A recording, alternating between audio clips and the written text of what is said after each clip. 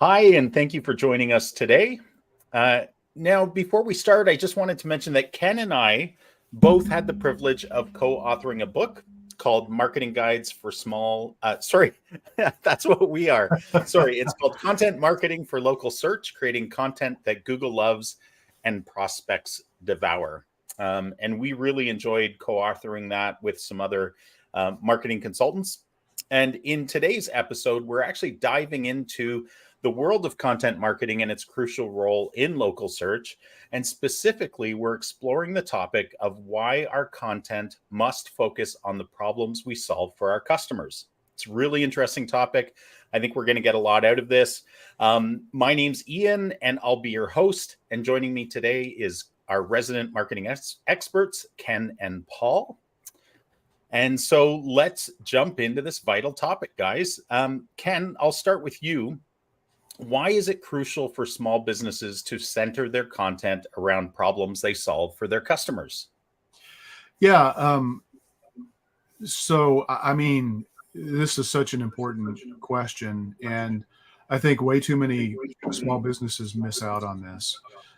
Really, the things that I want to talk about are differentiation, but also clarity.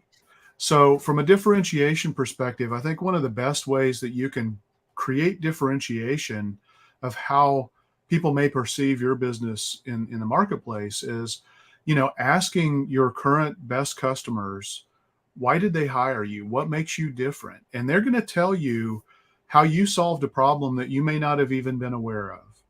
And so, and again, that's problem language that's coming from the customer. These are things that, we all get immersed and wrapped up in our own businesses. And sometimes we can't see the forest for the trees. And so, taking a bigger picture and understanding how our customers are thinking is super, super important for so many different reasons, which we're going to cover today. So yeah, I think that that's very important. The other thing that I want to talk about is clarity. I think, from a marketing perspective, when you can speak to very clearly and efficiently and at the very top of your website that you get the problem that somebody has and that you have the solution and you have the credentials to guide them to help them solve that problem, I think that's huge. And so I love, what Donald Miller has to say about, problems. I mean, there are really three different perspectives of a problem that I think you need to think about. One is external problem, internal problem, and philosophical. I just think that this is so important. And most people only think about the one dimension, the one, maybe the one most obvious problem, which may generate why somebody visits your website, but it may not be why they buy from you. And so external problems typically are the things that people are going to express either through voice search or typing into the search, that they have a problem. I need help with a flooded basement, or, drywall repair, that even though that's not a question, it kind of implies a question. I need help with drywall repair. That's external. They're going to go to find somebody who looks like they do drywall repair. And then, the internal problem is where it kicks in. And this is where the emotion starts to come into play. And the more that a business can recognize what the internal problem is of who their ideal customers are when they land on their website and say, hey, we get it. We understand, your concerns here and your fears and your trepidations and things like that. And if you can answer that and you can demonstrate the authority, first of all, by having, information about the right set of questions on your website, I think is huge. And then philosophical is, I don't know how important that is, but I think it's just a good way to get grounded. And it's like, look, it's 2023. It shouldn't be that hard to find a reputable contractor. It could be that kind of a thing, but it's still important to keep in mind because it's very active in the way that people are thinking about problems when they're looking for a solution from a company. And, and let's face it, your business is all about providing a solution, whether you realize it or not. It could be a product, it could be a service. Could be kind of a hybrid of both, but it's absolutely critical. The other thing I want to say is, looking at and stepping back at thinking about frequently asked questions and should ask questions, I think are really important, because those are the things that are going to give you a strong indication of what challenges people are facing, and it's going to give you a way to potentially differentiate your business. Yeah. And just to give a little more color to that, like you talked about external, internal, and philosophical. The philosophical, some people have a hard time grasping that. And just as an example, like in my own business, one of the philosophical beliefs that I share and the people I'm trying to attract share is that web designers should build websites that are SEO optimized, right? Like that's a philosophical belief.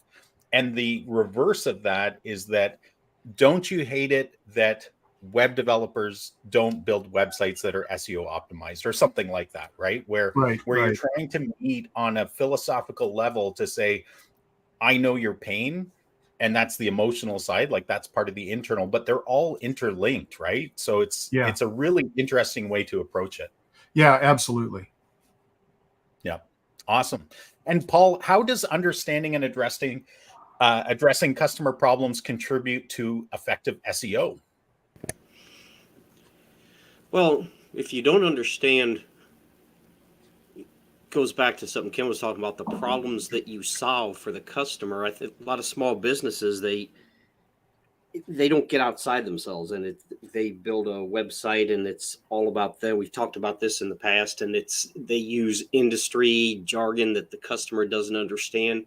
So you have to understand the problem that the customer needs solved. So if you create content that matches what the customer is looking for based on the problem that they have and the problem that you solve,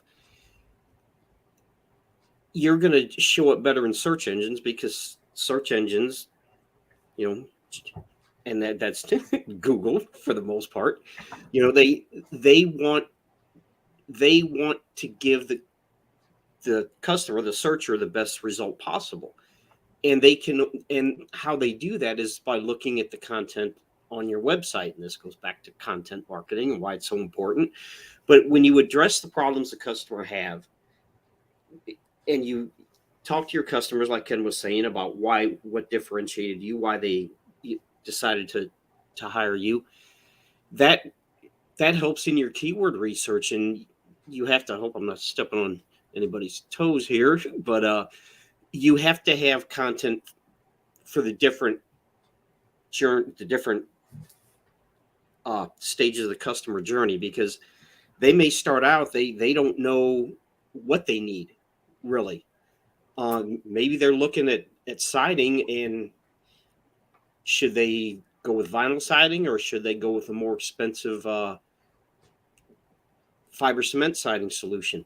And you have to have content on your website that addresses that, and you have to use the content on your website to lead them down that path to a conversion. So it comes back to user intent, and if you have the content for the different stages of the customer journey, that's going to increase time spent on website. It's going to increase click-through rates, which Google likes. And ultimately, if you address the problems the customer has when they do decide to hire somebody, even if they do go to a competitor's website, if you better address their problem, they're probably going to wind up hiring you ultimately. And that all goes back to SEO. Yeah. And Paul, just to clarify, are you suggesting this audacious idea that the website, that the content, that pretty much marketing in total is not about the business or the business owner? Is that what you're saying? That's exactly what I'm saying. So who is it about? It's about the customer. Yep. And the problems they have and how you solve that problem. Yep, absolutely. Right. And what's interesting about that too is that, you know, the only reason why we as consumers or business to business buyers are even looking at a business is because we have a problem. We need it solved, right? And that's why we're searching for this. So I think that's, you know, the stuff you're talking about is just so powerful because it's where the rubber meets the road. It changes the alignment of people's thinking when they're, you know, business owners, when they're saying, hey, my website needs to be updated. A lot of times they're just thinking like, oh, it's kind of a refresh. It's looking a little outdated. Maybe I want to update some of the information on it. But that's the perfect time to really realign your whole website to focus on the problems you solve, making sure you focus on that target audience. And I love how you brought in the customer journey as well. That was excellent. Yeah. Well, you know, it goes back to something I heard a long time ago that I forget where I heard it, but it's, you know what the first question a customer has is, how can you help me solve my problem? You know what the 500th question a customer has? How can you help me solve my problem? And somewhere in the middle of there is, do you care? Right? Exactly. Like that emotional aspect of, do you actually care? Yeah. Yeah. Nobody knows how much, nobody cares how much you know until they know how much you care. Yeah. That's something else I heard a while back too. Wow. Those are good quotes. Yeah. Yeah. You're a quoting machine today. Hey, never originate what you can steal. You know, it's. That sounds like another quote. Well, Ken, what role do customer problems play in shaping the content strategy? Now thinking from like a strategic standpoint for content, how does customer problems play into that for a small business? Yeah, well, Paul kind of brought it up, which is talking about the customer journey. And, so you have to put yourself in the shoes of your customers. And again, we've talked about, there's a strong temptation that anybody who has a checkbook is going to be a customer, but really you don't have the money and the time and the energy to create everything for everybody. That is just a huge, huge mistake. Think about, your ideal customers and, put yourself in their shoes. People have different questions at different stages of the buyer's journey, or the marketing hourglass, as we like to say, in the duct tape marketing world. So when somebody is looking for know, like, or trust kind of information, they're typing in questions that may be more just, they want to learn some stuff. They're trying to gather information. They're not asking buying questions. They're not asking about purchase intent questions yet.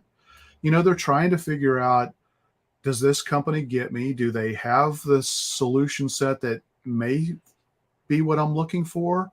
How do I know?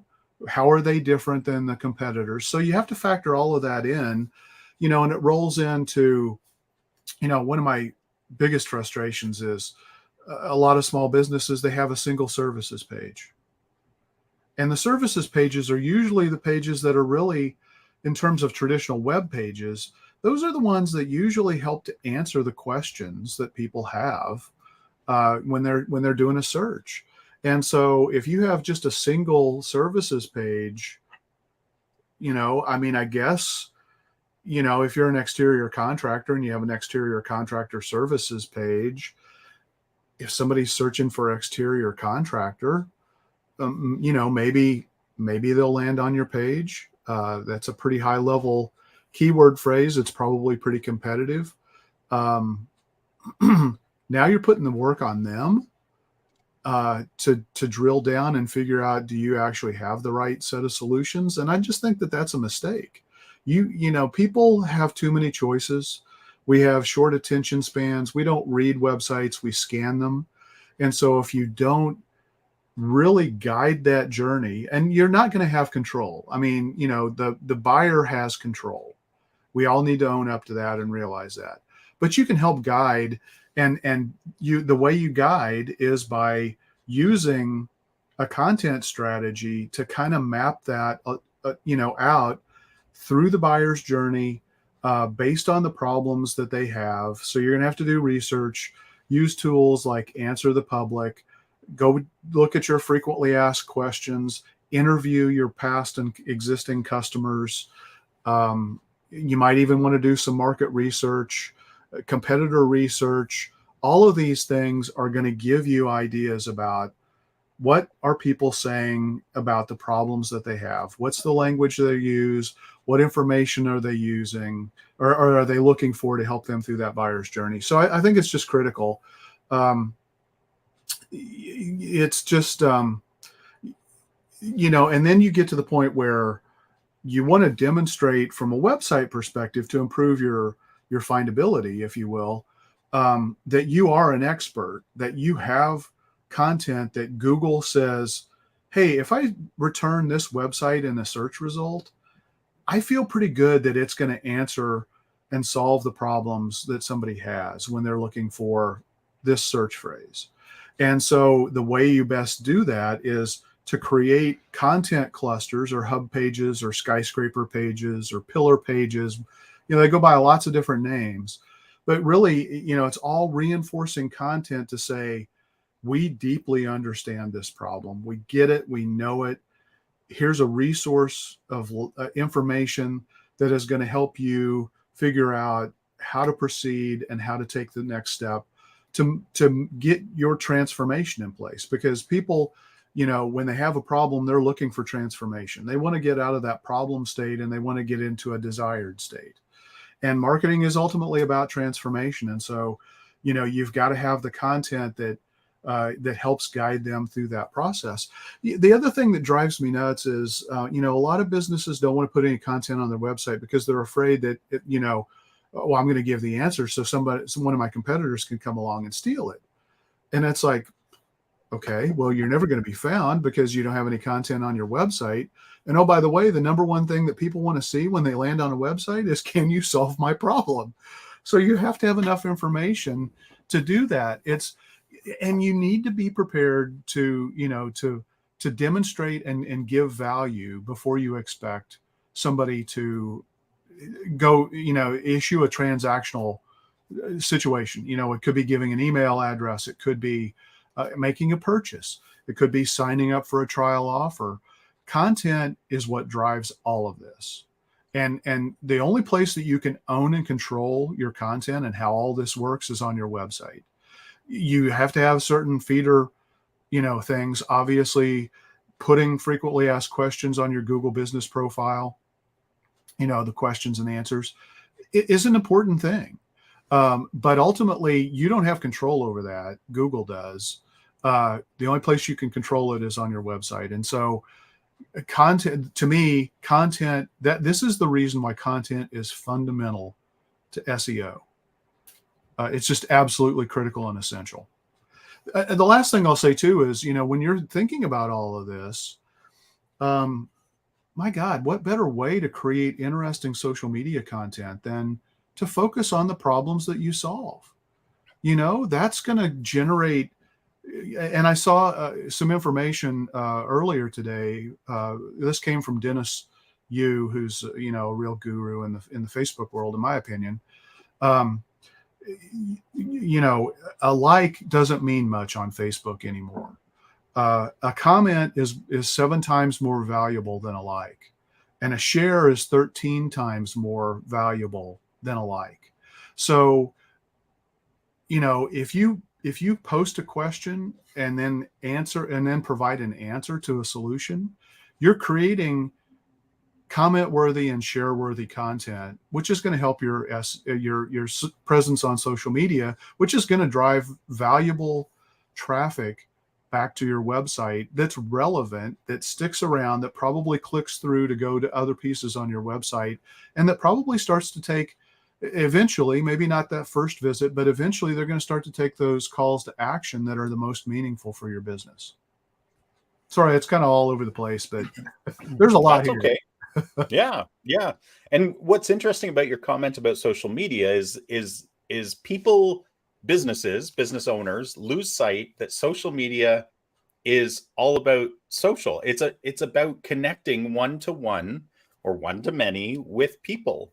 And that's a really good example of how, this isn't about you, it's about them. And if you're able to invest in that platform with your time, energy, and money potentially, you will get far more out of it than if you just set up automated posting, right? There is value to that, but not the same type of value. So Yeah.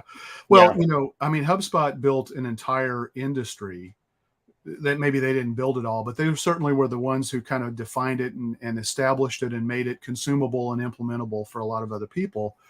This concept of value in advance. And it all has to do with you provide content that helps people solve their problems. And maybe it's a micro solve, maybe it's taking care of an annoyance. We've talked in the past about if you have a video on your website that shows somebody how to program their thermostat, um, they're going to hopefully, if it solves their problem, they're going to feel pretty goodwill about your business. And today, maybe they don't need to call you for a service call that you're probably going to lose money on.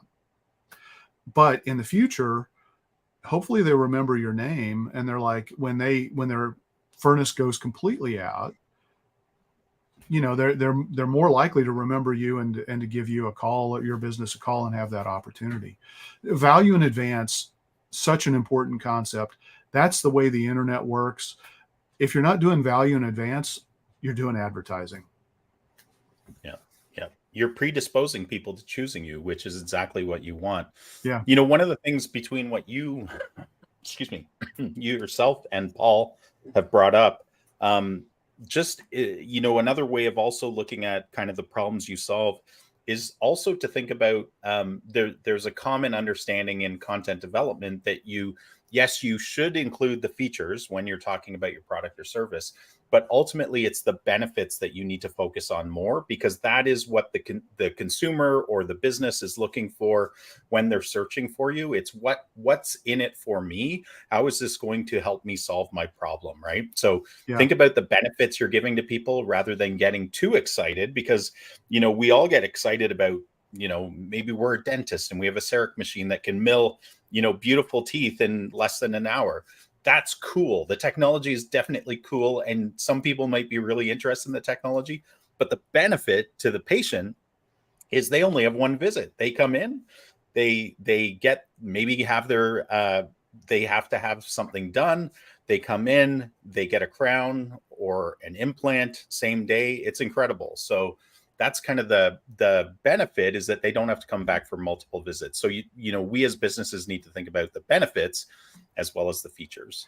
Right. That is an important point, though, that I want to talk about a little bit, and that is, you do have a continuum of customers based on and the education of or understanding of the problem they have. And so you've got some people who are what you call it a CEREC machine. Yeah. I mean, some people are going to only look for a dentist who has a CEREC machine because they already know about that. Yeah. And so you absolutely have to have content on your website that talks about, hey, we've got this, and then you can, also talk about, the benefit to the patient. But at the same time, you've got to have content to, for people who are like, wow, I had no idea that was even a possibility. I'm just looking for somebody to I feel like I need a crown who can help me with that. And then it's like, so you've got to have multiple pieces of content that meet people where they're at in their journey. And also in the sophistication. I don't know that sophistication is the right word, but their depth of understanding of where they're at in the problem. And some people, like, again, a retirement versus a 401k or a 403b or whatever type of a program. If you're a financial planner, you need to have content for both. You're going to have some people who know the solution that they're already looking for, and they want to find the best provider to work with to do that. In other cases, people are just like, I need a retirement plan. I don't even know where to start. I don't even know what options I have. Yeah. Good points. And Paul, let's kind of change direction a little bit, but still focusing on customer problems. But how does focusing on customer problems enhance the user's experience and enhance the user engagement? Well, because if they don't know that you can solve their problem, they're gone. And there's customer problems and there's customers problems. A lot of times, unfortunately, you go to a lot of small businesses, they're still kind of running their business like it's 1960. And you look at their website, well, they are, and you look at their website and it's like they're talking to another business owner. They're not addressing the customer problem. And let's say you do kitchen remodeling. So a lot of time you go to these websites and they talk about the benefits of remodeling your kitchen and all this new technology and all these different layouts. And that's great. But there's another customer problem that's not addressed is what happens during this remodel? Am I without a kitchen for a month? How livable is my house going to be? Is an exterior wall going to have to be, opened up? What happens during this process? And that's an issue that a lot of times is never addressed, and that's a very real concern. So, like I said, there's problems, and you need to look at going back to the whole customer journey and using the kitchen remodel from start to finish. How does this entire process play out? And are they going to be without a kitchen for a month? How does this work? What am I going to be able to use the kitchen at all? That's if you address those underlying issues, you've kind of created a connection with the customer, and they're probably that's going to build trust and a comfort level. But content is also not, Ken talked about, social media and video. Content is not just blog posts and pages on your website. It's social media. It's YouTube. And like Ken mentioned, the customer has all these options out there. And by the time they contact you, they've already done a lot of research. And that research takes the form of content. And if you don't have content that addresses their concerns, then they're probably never even going to contact your business in the first place. They're going to be talking to a competitor. I don't know if that was the answer you were looking for, but That's okay. I never expect you to answer my questions. No, I'm kidding, Paul. That was great. The one question I would bounce back is people digest content in different ways depending on their personality and how they consume content. But you mentioned it, I think, just in passing. But what is one of the most engaging types of content we currently have, Paul? It's video. Yeah. And we live in a video centric world. I mean, look at TikTok. Not that I trust TikTok, but I mean, YouTube is the second largest search engine, and it's owned by Google. And Ken mentioned earlier, people have short attention spans, and a lot of people would rather watch a video than read a blog post. And there's really something to be said for that, because you can show a lot of things, especially how-to videos, which are the most searched videos on YouTube. You can show things in a video that you just can't put in words.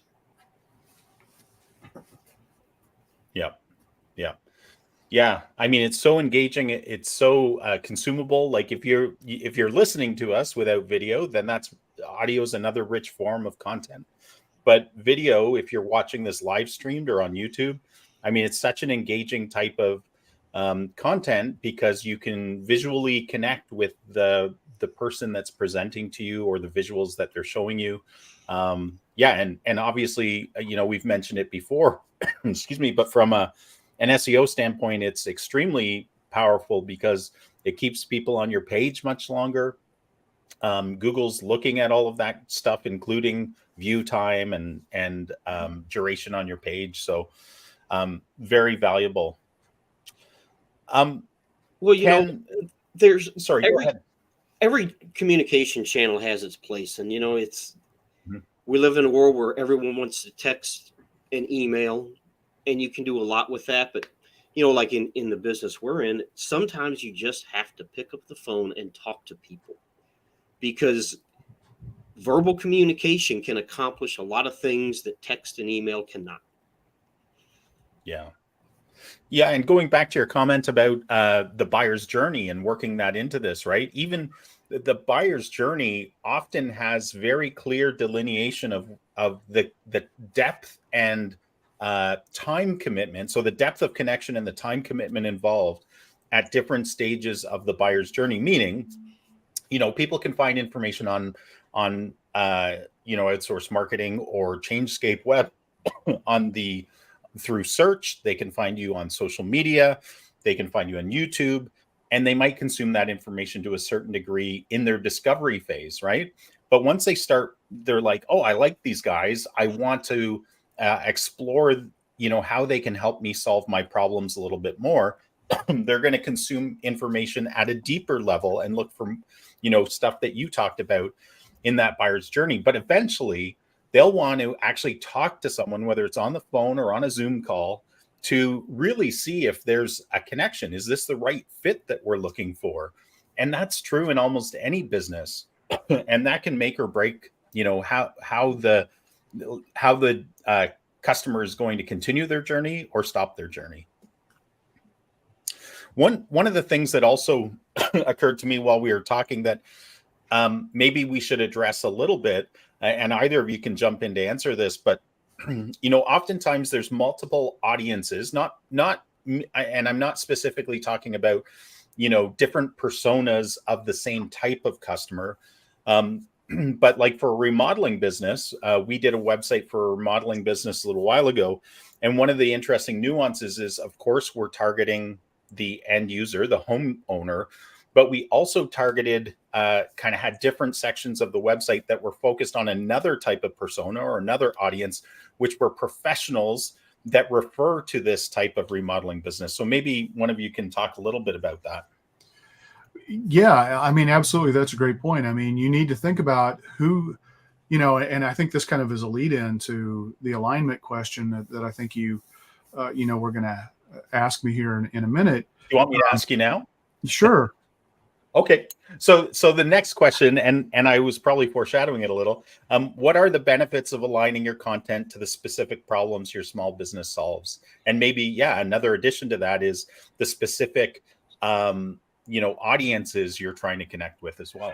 Yeah, and one of the key audiences that it's usually one of the most cost-effective ways is to build strategic partnerships. And in order to do that, you probably need to think about having content that speaks to potential strategic partners that can help you, in effect, create a distribution channel in a formalized way, and in a less formalized way, although maybe not, a referral partnership. And so you need to have content that, that helps them understand why would they want to even reach out and try to build that relationship with you. So, I think I mentioned before, the example of, an exterior modeler, or a financial advisor. Let's say that you don't want to work with people who don't have a clue what direction they want to take with retirement plans. All you want to do is just crank out 401k rollovers, and things that you just have a machine to do. Then you may not want that content on your website because that is misaligned with the ideal customer that you're trying to attract. And so you're going to get a lot of noise and it's going to create a lot of distractions. Likewise, a siding contractor, if you don't want to mess with vinyl siding and you're only going to do James Hardy siding or vinyl or, fiber cement siding, that or window replacement is another good one. If you don't want to deal with just single window replacements, which is going to be the majority of the traffic that you're going to get, when you try to put content around your website around that, and you only want to do whole home window replacements as a part of a bigger project, that has content implications. And so you just really need to think this through. I mean, you really have to try to foreshadow and also understand, I think through research is usually the best, and doing a marketing strategy where you're really thinking things through. And maybe, and I think there's a lot of value and benefit of hiring, an external party outside of your business to provide an outside view looking in, so that, because we all have biases, we all get trapped, with, one of the most important things that I learned, and I still struggle with all the time, but I buy based on, I sell based on how I buy. And so that completely dictates my bias about the content that I create, and what my expectations are of customers. And I probably lose opportunities because that's my narrow focus, and that's my bias. So you've got to have alignment. I mean, it's just critical. It's hard to do. The best way to do it is make sure that you have a marketing strategy in place. Force yourself out of the day-to-day operations. You've got to step up. You've got to step outside your business. You've got to look at it, from a big picture view. You got to look at, how can all of these things reinforce and provide force amplification, in conjunction with one another, as opposed to one-off individual tactics here or there. You might get lucky. You might create a piece of content that might generate some business, but if it's a one-off tactic, because you're like, oh, you know what? I haven't written a blog post in 6 months. Maybe I'll write a blog post. Okay, maybe that blog post gets you a phone call. Somebody books an appointment. Don't be deceived to think that it's the magic bullet, because it's just, it's a one-off thing that you might get some results from it, but you got to focus on the amplification, the consistency, and the search engines want to see that too. They want to see that you're constantly trying to demonstrate that you're the best, most trustworthy, most relevant solution to solve somebody's problem. Yeah, we did. Interestingly enough, I don't think we talk about this anywhere, in the questions that I've posed to you guys. But call to actions is a really important part of solving somebody's problem, right? Like if we don't have calls to action on the website, forms to fill out, click to calls, download a guide, whatever it might be, phone number at the top of your website. Yeah. Awesome. Yeah. Well, and that's a great point too, Ian. I think when we talk about alignment, you've got to be realistic. You can't expect somebody the first time they visit your website, especially if you have a fairly complex solution to a problem or an expensive, if it's an existential situation, I need something, to eat for lunch. That's one end of the spectrum. If you're making an investment in remodeling a kitchen for $30,000-$60,000 or more, then you're going to have a different buying cycle. There's going to be a lot more involved, and so you just have to think through all of these different things. Yeah. So, Paul, we've talked about these problems that we should be incorporating into our content. What are some steps that a small business can take if they're uncertain about how customers describe their problems? How can they uncover, basically the voice of the customer? Talk to your current customers. That'd be a good place to start. Do surveys. Surveys are great. For some reason, people like to take surveys. I don't, but a lot of people do, and they work. But you can do things like keyword research. If you have a competitor that's kicking your butt, go see what they're doing. Go look at their website. Go look at what they're doing. But usually the best thing to do is just talk to your current customers and say, hey, why did you choose us? What were you looking for when you found us, our website, our Google business profile, whatever it is? Because that's going to help you, like I say, get outside yourself and look at your business through the eyes of a customer or potential customer. And that's really the best way to do it. Go look at reviews that people are leaving. There's a lot of information there, whether it's a good review or a bad review. Sometimes you can learn more from bad reviews than good reviews. And look at what people are saying, because they'll say maybe it is customer service. Everyone says that they offer great customer service, whether they do or not. But if people are leaving reviews saying, hey, this company was awesome to work with, they had the best customer service of any contractor I ever used, now that's social proof. Pull that into your website. And talk, maybe pick up the phone. You probably know who they are. They're your customer. So pick up the phone and call them and talk to them and say, can you expand on this? What other things did we do, good or bad? Is there ways we can improve? Yeah, I think using keyword research tools is important. Using a tool like Answer the Public or something similar, where these websites build and collect questions that people are asking. If you're going to run Google ads, mine your Google ads and see what people are searching for to trigger your ad. It may not be that you want to continue to invest in that from an advertising perspective, but it might tell you a piece of content that you need to write about and put onto your website because it's important enough for somebody to be looking for that. There are lots of different things that you can do, but again, it all has to be research driven. Yeah.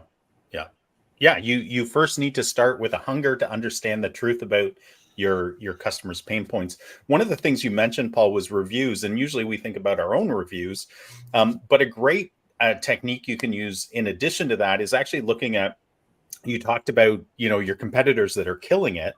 Look at their reviews, their positive reviews, obviously, but then also look at their negative reviews, but then find the competitors that aren't killing it and are actually, they have the worst review rating in your area, because you can actually learn a lot about what ticks customers off from their bad reviews, and then you can position yourself to fill that gap, because you're probably doing it somewhat naturally now, but from a communication standpoint, for arborists or tree cutting services, one of the biggest complaints is they don't clean up after themselves, and a lot of trades are like that.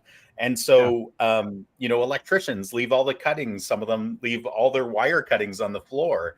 And as a homeowner, it's amazing how powerful that is, that they're looking for people that clean up after themselves, because they just want the problem solved, but they don't want extra work for themselves. Right. So that's just an example where you can harvest what's in other people's reviews to your benefit. Yeah.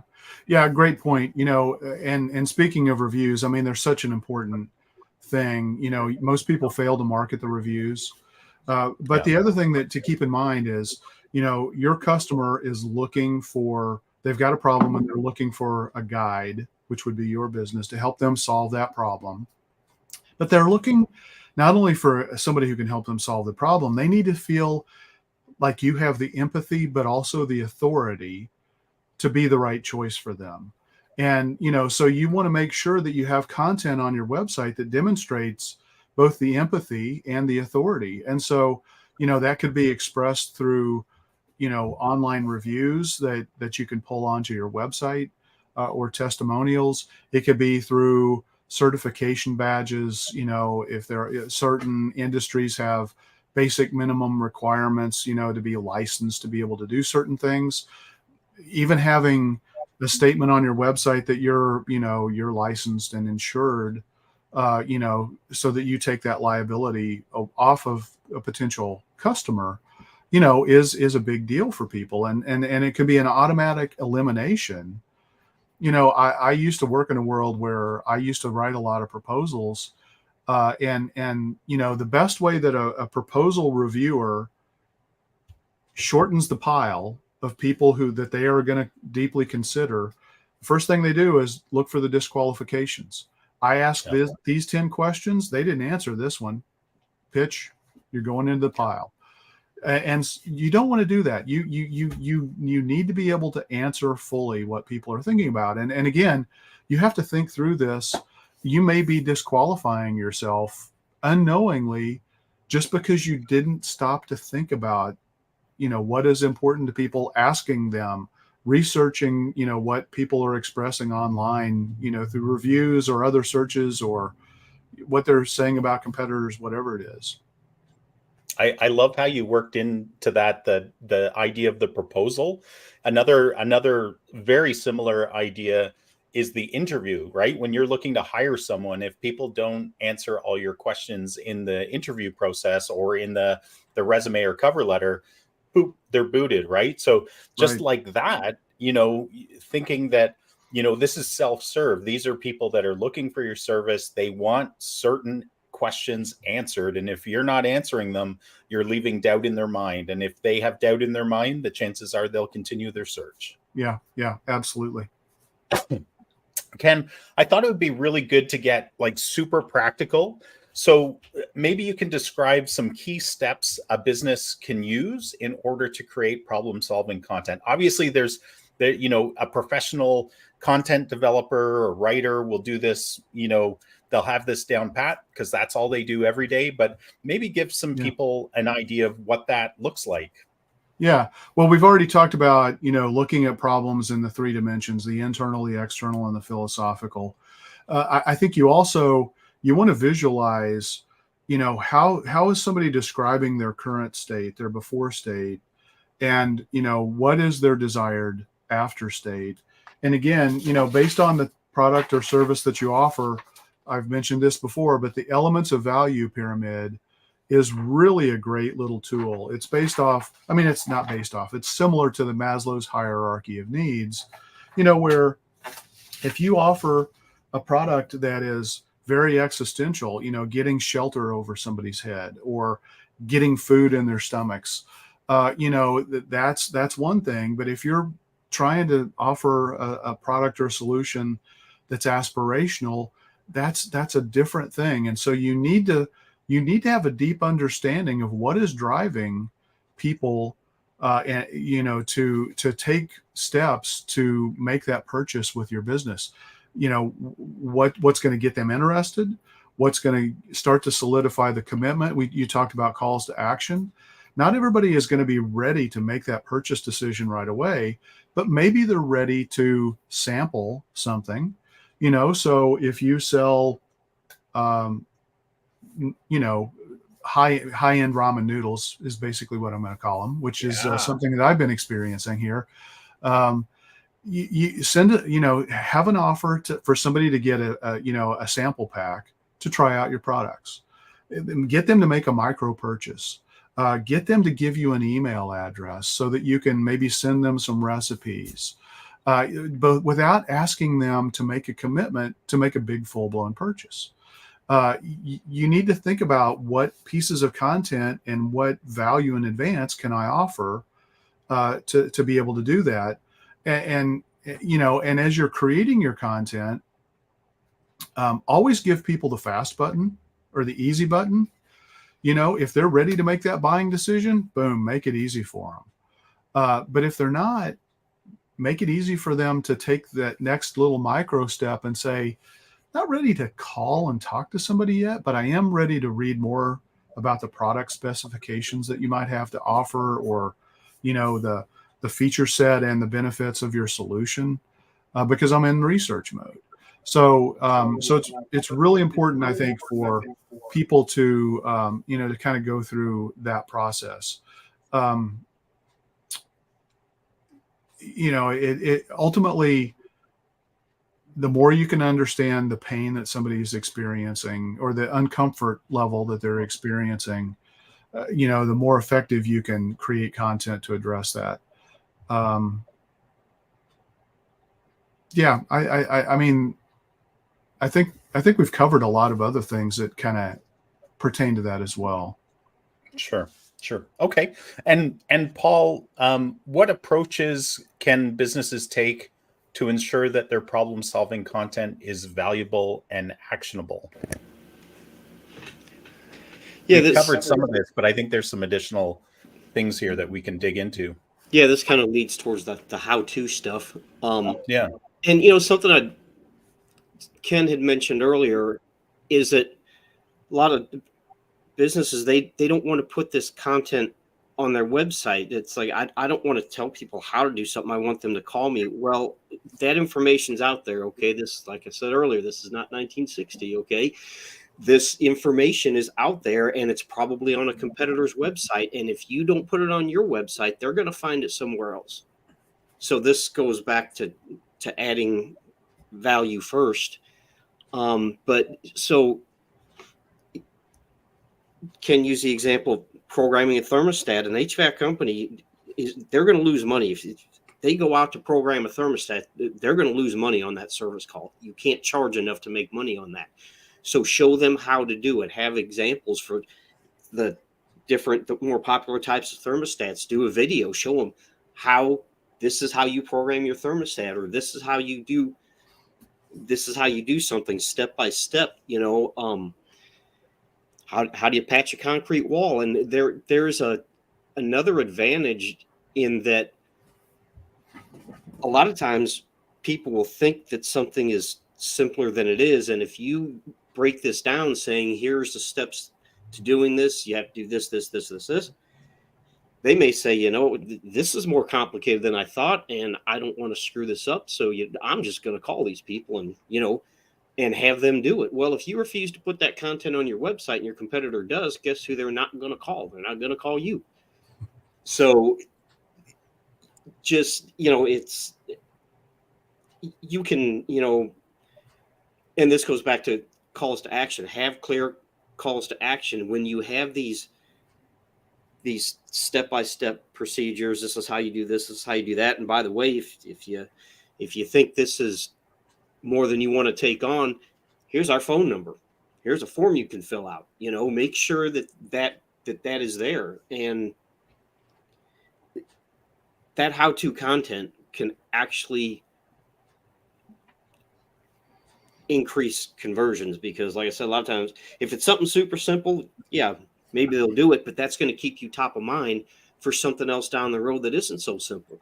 And if they look at this process and say, yeah, this is more than I want to take on, I'm just going to call them and have them deal with it so I don't have to mess with it. Yeah, like a good example is plumbing. Like, I always think plumbing is a good one because it's disastrous if it goes wrong, right? You get wet and spoil things and ruin your house and mold. And so, I think plumbers have an opportunity to show people how to, unclog simple things, how to fix a leaky pipe, all with the purpose of helping, but also knowing that you're predisposing that person, that when they start that project and they get in over their head, because man, that happened. Like, I'm pretty handy, but that happens sometimes, right? Your level of expertise is outweighed by your level of courage in that project. And so, I think that's an opportunity for, in the plumbing circumstance, for people to give some of the step-by-steps away, but also offering, like, should you get into trouble, here's a button, call us today, right? Yeah. And plumbing's a good example because it's a lot easier to take something apart than to put it back together and have it not leak. Yeah. Yeah, definitely. Another thing too, we haven't really talked about, and that those are pop-ups, which are annoying, and they can be really annoying if they're not done well and well thought out. But, the reality is, and again, this is across all websites. So, you have to put this into context of how it may work for your business. But the reality is only about 4% of people convert the first time they come to your website, meaning they take a call to action to fill out a form, schedule an appointment, maybe even download something.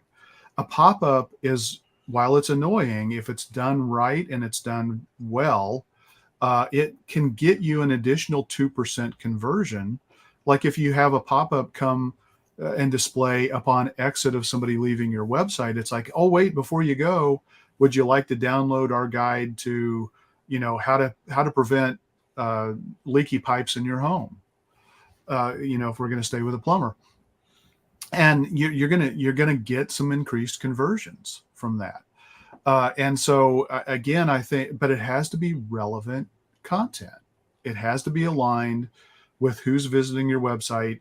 It probably needs to be aligned based on, the pieces of content that they're looking on your website, the particular web page or the particular blog post.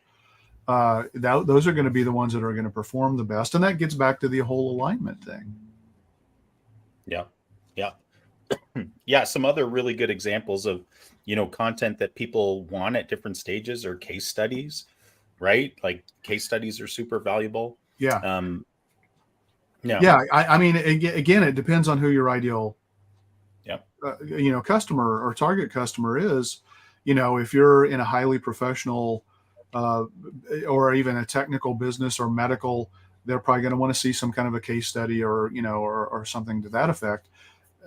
Other people are going to look for 7, a quick little ebook or checklist, 7 things to do before I do this, kind of a thing. Yeah, and by case studies, just to elaborate a little, I'm not talking about, in the corporate world where I did much of my teeth cutting and marketing was case studies for B2B, right? So they're very specific. You have a problem or a challenge, you have, the circumstance, you have the solution, and you have the result or the transformation, right? And I Yeah. think that is absolutely relevant. You might not call them case studies, you might call them success stories or something, but we use these all the time in remodeling websites because you want to see before and afters. That's essentially a case study where you walk people through. This is what they wanted. This is, the challenge. This is what we did. And this was the result and the feeling they got. And the same is true with dentists, when when you have to get teeth removed and replaced or braces, right? Those are all, in my view, those would be case studies or success stories that can be really valuable. Yeah. Guys, I know our time is running down, so I'm actually going to skip a couple of questions and just, throw it all into the pot and say, Ken, Paul, any last thoughts on this topic? Yeah, I wanted to just talk a little bit about social media. Yeah. While it is annoying, it does give you some really great resources. There are community groups, there are professional groups that you can go in, forums, online forums, even. Yeah, they still exist. Sites like Reddit or places like that where you can go learn an awful lot about what, even Nextdoor. Pay attention to what people are looking for and asking about in your local neighborhoods. If you're a local, service based or product based business, even for that matter, doesn't mean that your ideal customers may necessarily be on Nextdoor, but it may give you an indication of what people are looking for, so that maybe you kind of intentionally define yourself to be different than what that audience is looking for, or it may be exactly on target with what you're doing. You can use social media, to ask questions, and get feedback, do polls or questionnaires. You can do research, using hashtags. You can also go in and do searches to find businesses, on social media platforms. It's not nearly as common to do that as it is to go do a Google search. But again, it may give you an idea if you go look at your competitors and see what are they saying about themselves, what are they communicating, are they telling stories, are they doing founder stories about key people in their business on their social media profiles, are they highlighting like you talked about, Ian, the transformations from the before to the after states. If they're doing it and you're not, and you're trying to go after the very similar or the exact same customers, that's a huge indication that you probably have a content gap that you need to address. Yeah, great points. Paul, anything else you want to add? The only thing I'd say, and Ken kind of touched on this earlier about the one-off blog post, is you have to be consistent when it comes to content. You can't just toss a blog post out there every couple of months and expect that to help you. So no matter what type of content, it's consistency is is really important, and that's so that's something we run into. I think all of us with clients that well, I'm going to do my own blog post. No, you're not. It's not going to happen. Well, and if it does happen, what are you missing in terms of, adding the SEO essentials to help it be more findable, and also, is it easy to skim and consume instead of forcing people to read each and every word, which they're not likely to do anymore. Yeah, they're not. People are going to look. People are busy. They're going to skim, and that's why the structure of the post or page is important, because they're going to skim through there and see if they can find what they need. And that's another reason video content is so powerful, because you can consume a lot of information in a shorter amount of time with a video than you can with a blog post. It's just the way it is. One last point, the great thing about creating all this content is if you do it right and you think about this and you integrate it into strategic thinking, is it's all repurposable. Yeah. You can break it up into smaller chunks. You can take video and use a transcript, to put on your website for those people who might be interested in reading more information than watching a video. You can chunk it out for social media posts. I mean, so the great thing is all of this stuff that you're doing, it has so much life to it, and so many uses to it that people just don't take advantage of. Great points, guys. Well, I think we need to wrap up. Thank you, Ken and Paul, for sharing your thoughts on this important topic. And thank you to our listeners who serve consumers, businesses by solving their problems. I hope you found this topic really valuable. Please share it with other businesses that can put it to use. And until next week, keep calm and mark it on, folks. Bye for now.